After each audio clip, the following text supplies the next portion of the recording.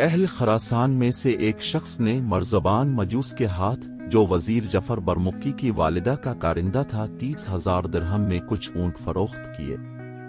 مرزبان ادائیگی قیمت میں ٹال مٹول کرتا رہا اور دیر تک رقم ادا نہ کی۔ خراسانی کافی دیر تک انتظار کرتا رہا اور پریشان ہو کر اس نے قاضی شہر حفص بن ریاض کے بعض مصاحبوں سے مشورہ کیا۔ مصاحب نے خراسانی سے کہا، تم جا کر مرزبان سے کہو کہ آپ ابھی مجھے 1,000 درہم دے دیجیے، باقی قیمت کے لیے میں ایک دوسرے شخص کے حق میں حوالہ لکھ دوں گا، اب جب چاہیں دے دیں، پھر میں خراسان چلا جاؤں گا۔ ایسا کر لینے کے بعد پھر دوبارہ مجھ سے ملو تاکہ میں تمہیں دوبارہ مشورہ دوں۔ خراسانی نے ایسا ہی کیا، وہ مرزبان سے ملا اور اس نے 1,000 درہم دے دیے۔ خراسانی نے واپس آ کر اس مشورہ دینے والے کو خبر دی۔ اس نے کہا، اب مرزبان کے پاس واپس جا کر یہ کہو کہ جب کل اب سوار ہو کر جائیں تو راستہ میں قاضی صاحب کی طرف ہوتے جائیں، میں وہاں پر حاضر ہوں گا اور کسی شخص کو اپنی طرف سے مال کی وصولی پر اپنا وکیل بنا دوں گا۔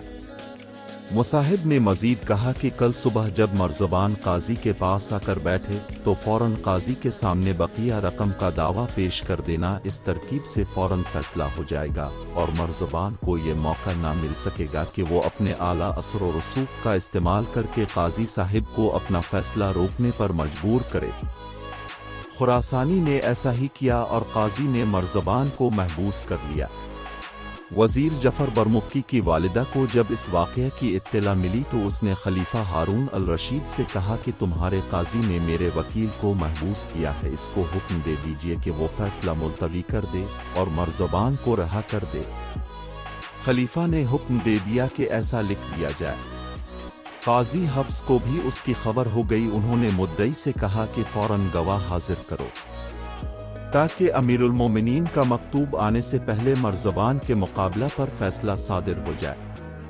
خراسانی نے گواہ حاضر کر دیے۔